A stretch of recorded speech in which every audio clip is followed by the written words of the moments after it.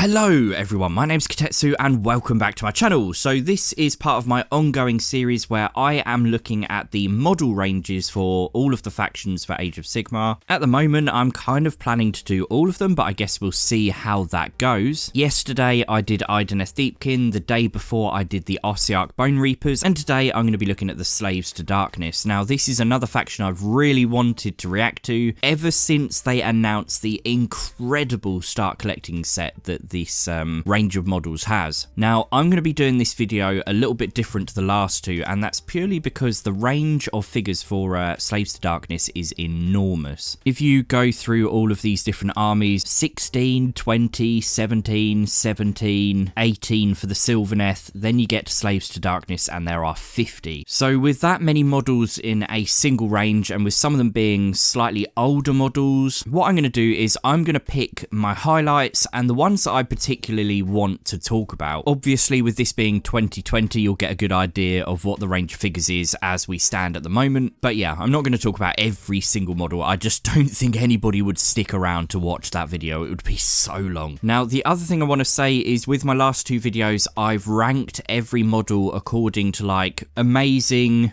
not bad, and ones I don't like. For this video, because there are so many figures in this army, I'm just going to show you my top 10 units from this army at the end of the video. So I guess if you really want the quick, in a nutshell version of this video, skip to the end, you'll see my favourite models there. If you want a more detailed breakdown, then stick around. So it seems only logical to me to look at the start collecting set right from the offset. I think I'm going to name this my #1 favourite start collecting set in all of Age of Sigmar, and that's quite a big deal for me to say. Why do I love this set so much? It is because the models are absolutely gorgeous. Yeah, let's start with this image here. Look how good these models look. They have totally overhauled the Chaos Warriors, the Chaos Knights, and this amazing Chaos Lord has been released in this set too. I'm actually staggered and blown away by how good they made the figures in this set look. I haven't seen anyone else's opinion of these yet, but I think they are just astonishing and I absolutely love them. They look amazing. So first of all, let's take a look at this new Chaos Lord. What I absolutely love about this figure is the posing, the detail, but just the concept of the fact that they've taken that kind of Stormcast Darkoath style monstrous heavy cavalry and they've so perfectly translated it into a chaos army. Just look at how amazing this thing looks. The design of that thing that he is riding is absolutely amazing. I forget what it's called. Here we go, a Karkadrak. Nice. So the Karkadrak looks absolutely ferocious and amazing. The paint scheme is amazing. The chaos iconography looks fantastic. The armor on the thing is amazing. But also just look how good the pose of the Chaos Lord is. The fact that he's armed with both an axe and a sword. He's like, yeah, I don't care about defense. I'm just going to be lopping heads off left, right, and center. The sculpt of the face is absolutely superb. This is something I'm going to be talking about with some of the other models in this range. I think perhaps one of the downsides of some of the older models is that the face sculpts are not very good, and it doubly stands out when they've now got these updated models where the faces look absolutely phenomenal. I've just noticed that I'm pretty sure that there was one of the rumor engine pictures from a while ago, but yeah, obviously having a Stormcast head on there is absolutely perfect. And in fact, if you just generally don't like the idea of Stormcast, then I think this is a perfect alternative army. They had this article on Warhammer Community from ages ago that just goes into a bit more detail about the set, and yeah, here we go. It shows the Chaos Lord next to a Darkoath, and I don't know about you guys, I love these models, but I think this looks so much better. So yeah, take that Stormcast Eternals. But yeah, I think this is literally, in my opinion, one of the most perfect models. There is absolutely nothing I would change about this. Next we come on to the new Chaos Knights that are in the set. I think there are some slightly better images of them in this article. Yeah, here we go. I'm not really a fan of the fact that they don't just show all of them together. They just give you like 3 in a weird spinny thing. But again, the posing, look at the dynamic pose of that one at the back there. I've always said that Nighthaunt have the best horses, and I have to say that actually I think that the Slaves to Darkness easily give them a run for their money. I didn't actually appreciate and realise just how good the poses of the horses are in this army. But again, the detail, the posing, the weaponry, the armor, they are actually quite staggeringly detailed. Let's take a closer look. But even the way their shields are kind of shaped, and it looks like they've been hammered out of a massive sheet of thick metal. These cool like chaos skulls and iconography, that skull they've put over the head of the horse, the helmets, the horns, everything about this I think looks absolutely stunning. It really does look like they've taken those classic Chaos Knights and they've just totally updated them in a way that kind of pays tribute to everything you loved about the old models, but just bringing them totally in line with all of the detail you come to expect with current Games Workshop. So yeah, I mean, hopefully you can tell I'm a massive fan of these models. Now, one thing I'm really not much of a fan of is the fact that they have these really long lances and they do look a bit fragile. I mean, this one in the background is kind of already looking a little bit bent, and I get that if you look at real lances, sometimes they can kind of have that look where they've got a really heavy end and they kind of droop down a little bit. But they do look a little bit fragile for my liking, and I know that on their war scrolls they can take sort of normal bladed weapons, so it's a shame that I don't think this kit comes with the option to have them all with swords, but personally I would massively prefer them being armed with swords. And even I think the original Chaos Knights, they just didn't go quite as thin at the top of the lances, but they do look incredibly cool. And then finally in that set you get the updated Chaos Warriors. Again, the shields look so damn good, the variety of weapons is amazing, the poses are amazing, the detail is amazing. These are quite honestly some of my favourite Age of Sigmar models. I think they have absolutely nailed this range. And as it says down here, the set also contains a choice of different heads, so if you want them with helmets, without helmets, the choice is yours. Both options look great, but I think what I would be tempted to do if this was me is I would put them all with helmets, and then I would save the bear heads to go on some of the slightly older kits, because I think they could really do with just a simple head swap to make them infinitely better than they currently look. But yeah, absolutely amazing set. The only thing that is to dislike about this set is, number one, everything in here is push fit, which is good and bad depending on how you look at it. What it does mean is that you are stuck with these poses. You can chop them up, customize them, use a bit of green stuff to change the posing, that's perfectly possible, but it is harder with push fit models to get more variety. And the other thing is, I'm guessing at some point they're going to release these separately as updated kits, but at the moment we still have the original Chaos Warriors on sale and the Chaos Knights. There's no way to get any of these models without buying this set. But yeah, what a great start to the army. They look so cool. Let's look at the Fomeroid Crusher, if I'm saying that right. Again, this guy looks pretty sweet. It reminds me of a cave troll, I guess, from Lord of the Rings.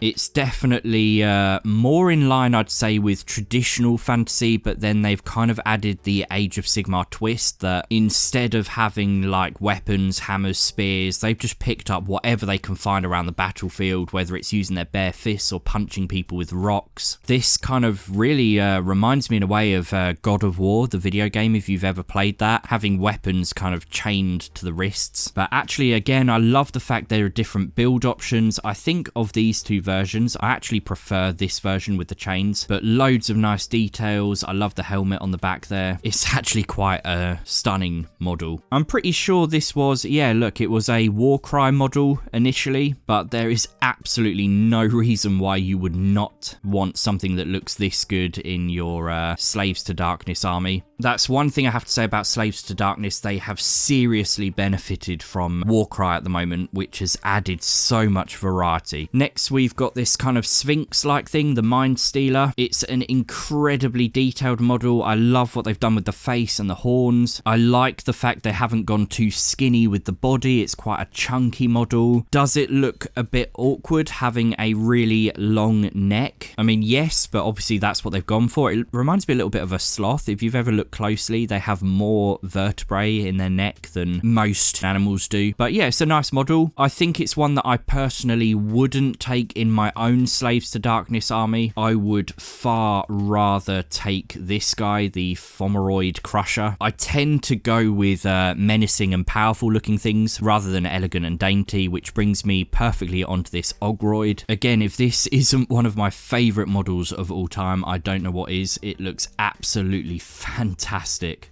This just perfectly embodies to me what Slaves to Darkness is all about. Again, I would call this an absolutely faultless model. There is nothing I would change about it. And thank you, Games Workshop, for not giving him too thin a spear. Why, oh why, they went through this phase of giving everything a piddly little spear, I have no idea. But the shield is amazing, very sort of gladiatorial style model, and yet at the same time the shield is as much of a weapon as it is a piece of defense. But wow, it's amazing. I don't think there are other build options for this model. No, it looks like it's a single sprue, but fortunately for me, this is one of those times where there is nothing I'd change about it, so you know, that doesn't bother me at all. I'm getting to the point where I'm so excited about these Slaves to Darkness models that I think they are very likely going to be the next army that I collect. Right, Archaon the Everchosen. One of the older models in the range in terms of Age of Sigmar's lifespan, but relatively new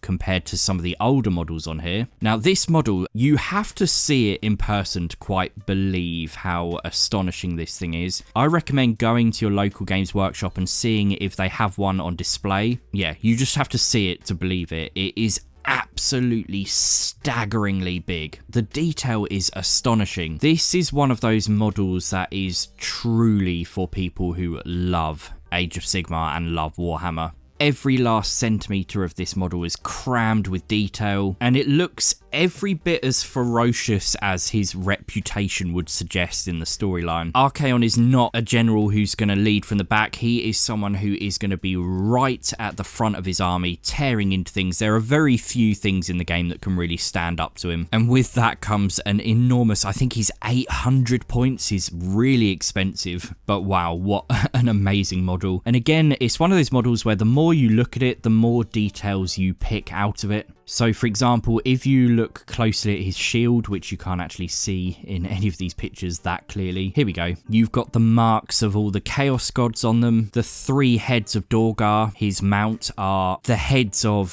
greater demons from Khorne, Tzeentch and Nurgle. It's quite cool, the storyline behind Dorgar. He's like a demon that whenever he defeats something, he consumes it and takes in part of that thing's essence, and then it makes him stronger. So initially in the storyline, the Chaos Gods thought Archaon was getting too powerful and big for his boots, so they decided to go and try and kill him. They sent 3 champions to kill him, which were these 3 greater demons, and instead Archaon slayed each and every one, and all it ended up doing was making him even more powerful. But yeah, this model is absolutely astonishing. It's definitely one that I wish to own myself. I don't own it yet, but I really do want to. The 3 heads as well look absolutely amazing. I love the design of them. It is such a gorgeous centerpiece model, and it's so cool. If you love chaos and you can't decide which of the chaos gods you prefer, then this guy is very definitely the Abaddon the Despoiler of Age of Sigmar. He is like the united, undivided chaos icon. Now, I have one issue with the model and one issue alone, and that is the sword. For a model that is £100, the sword is ridiculously fragile. I know someone who owns this model and it snapped off straight through there, and that didn't surprise me at all, because even before seeing this model in person I was thinking, that does look a bit fragile. But what I would do, and if you have this model and you haven't built it yet, I would recommend you do the same thing.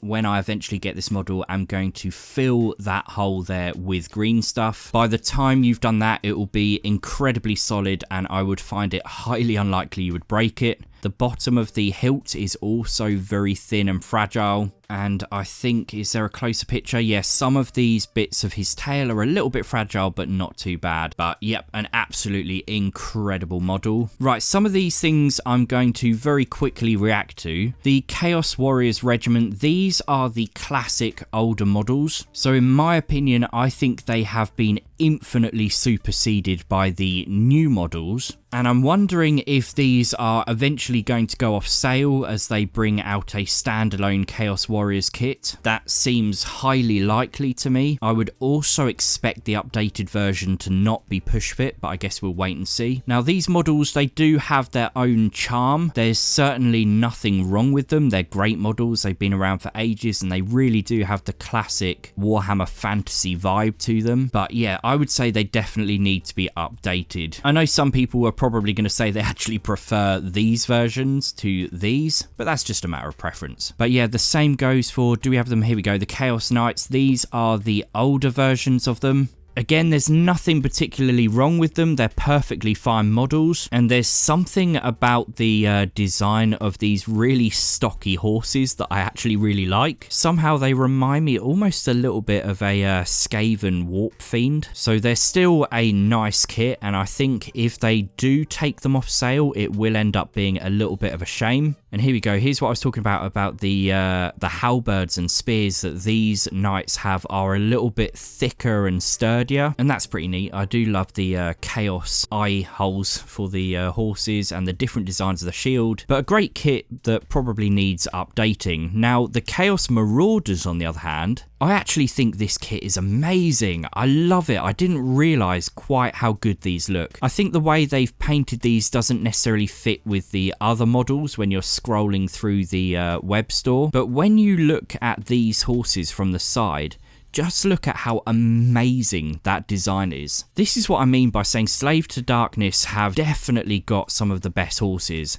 Maybe they are going to take the top spot for best horses. I love the fact that they haven't got these spindly little thin legs. They're chunky, but at the same time look like they are very definitely a warhorse, rather than something that's just been dragged off a farm, for example. But yeah, I was quite surprised with, for such an old kit, how amazing the horses look. Now, the helmets look absolutely great, but I think some of these head options are where I would start taking the head options from this kit. Like, imagine putting some of these updated heads on these kits. They would look absolutely stunning. But look again at the detail in the horse's face. It is quite surprising. I wonder when this kit actually came out, because they do look really decent. But yeah, no, I really like these. I was quite surprised. I wasn't expecting to like those as much as I did. The Varanguard are obviously Archaon's elite horsemen. These guys, again, are a classic kit. They look absolutely fantastic. I've always loved these. I really have always liked the idea of having a really expensive, small and elite Slaves to Darkness army. So you've got Archaon and then just his Varanguard.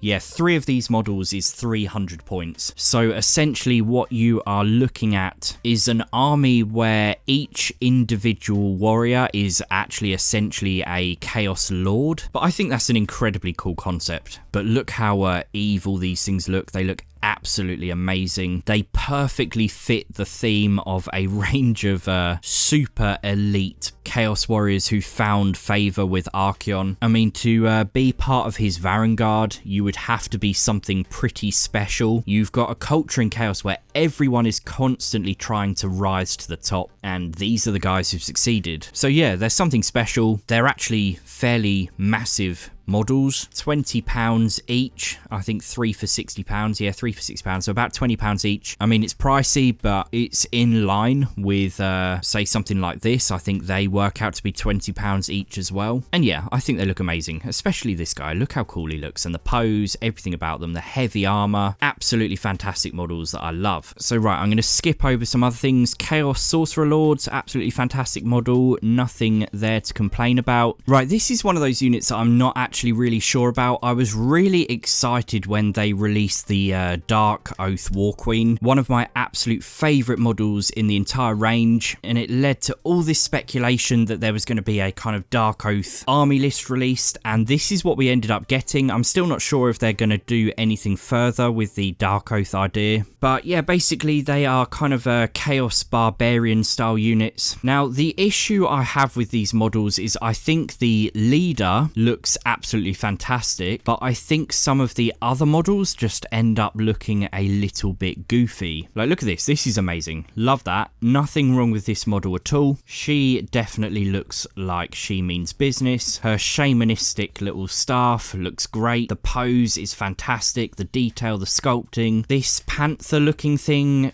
doesn't look quite right. It reminds me of something from something you would have seen maybe in the 90s from Games Workshop. It just looks a little bit too edgy, and I don't mean edgy as in mean. I mean there are lots of edges where perhaps there shouldn't be, but this guy, for example, I just think he ends up looking a little bit goofy. It definitely reminds me more of something you would have seen from a He-Man comic or something like that. I mean, this one's not so bad, but yeah, I'm just not really quite a fan with how these ended up being translated into models. Another model here that ends up looking like it's something out of He-Man. But yeah, not my favourite models, that's for sure. We've got plenty of older models which look fairly decent. I'm not going to look at every single one. Again, this Darkoath Chieftain I don't really like. There's something about the posing, the muscles, I just don't think it works very well. Whereas this model here, which is now a bit of a classic, it's been around for a few years, I think this one just ended up looking absolutely perfect. It doesn't have a kind of comic book feel to it. It looks more serious, but yeah, that's just my opinion. Her shield looked absolutely amazing as well. Gaunt Summoners, they're a classic, really like those. Be'lakor, he's a model that looks fantastic. He's actually been around for pretty much forever as far as I can remember. I'm sure this model's been around since I was a child. While he does look absolutely fantastic, and again, perfectly embodying everything about the Slaves to Darkness, if I had one criticism of him,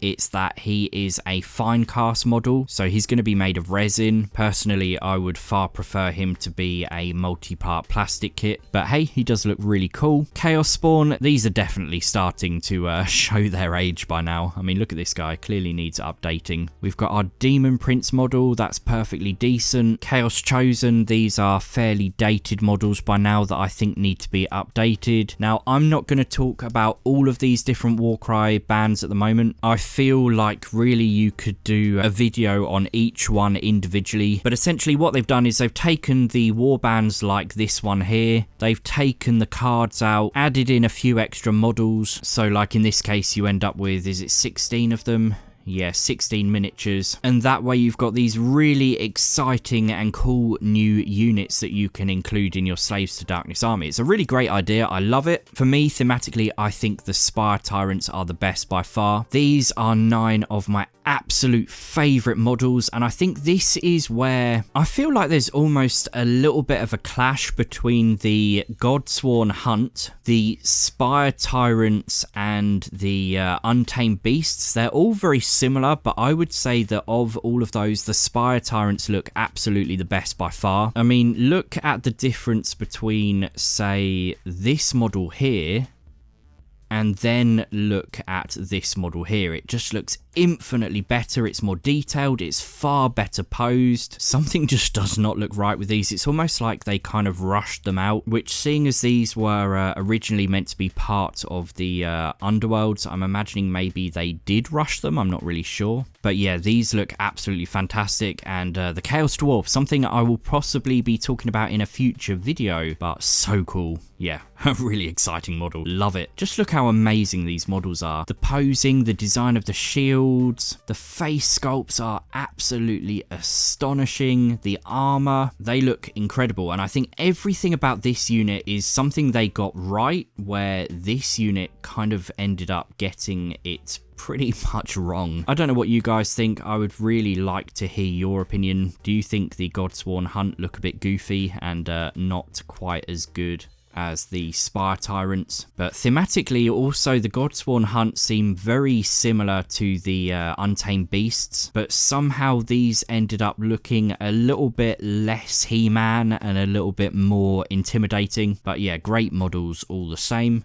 One thing that I think they've made a mistake with is that I think the Spire Tyrants should have ended up being a replacement unit for the Chaos Marauders, which we will see in a second. So again, a classic unit, thematically amazing, but they are, in my opinion, starting to show their age. Like, it's immediately leaping out to me that I'm seeing that face 1, 2, 3, 4 times just at a glance there. And the idea behind them is really cool. Yeah, they're definitely showing their age. They definitely need to be updated. I don't think you can really compare this face here to something like this, or really any of those. But I think in this case, maybe it's going to be more than a simple head swap that's going to be needed to fix them. I don't know, what do you guys think? Do you think these look better, or do you prefer these? Personally, I think an entire unit of these would be absolutely amazing. My one criticism I have with a lot of this Warcry stuff coming across to the main Age of Sigmar is that they are giving them such lackluster rules. Like these guys, they look so damn cool. Absolutely love these models. But you tell me why these guys should be so much better in their rules than these guys. They certainly look, in my opinion, like they are more capable. But yeah, that's a minor point. The Soul Grinder, I've always had an issue with this model. Some people are going to not like me saying this, but this to me looks so much like a 40k model.